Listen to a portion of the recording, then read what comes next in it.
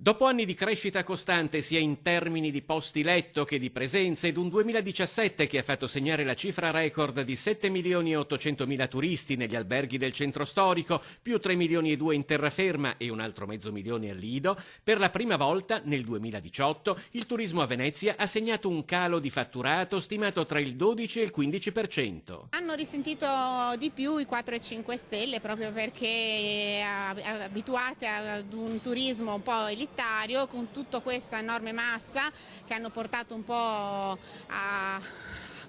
all'uso improprio della città, hanno visto il mancare appunto queste persone. Seppure in calo nel complesso, il 2018 è stato però caratterizzato dal riaffermarsi della presenza statunitense pari al 20%, che da sola ha prodotto il 30-35% di un fatturato turistico stimato complessivamente in circa 3 miliardi l'anno. Rimane comunque evidente che diversi aspetti del settore andrebbero regolamentati.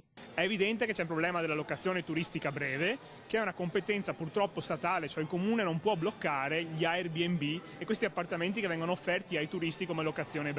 Questo crea un problema di concorrenza sleale con le strutture imprenditoriali degli albergatori e dei bed and breakfast, ma crea anche un grosso problema di residenza perché alza e fa schizzare il costo dei canoni d'affitto. Su questo speriamo che questo governo più degli altri possa essere sensibile, ma fino adesso non abbiamo avuto segnali in tal senso. Il calo turistico registrato a Venezia nel 2018 si è avvertito anche lungo il litorale.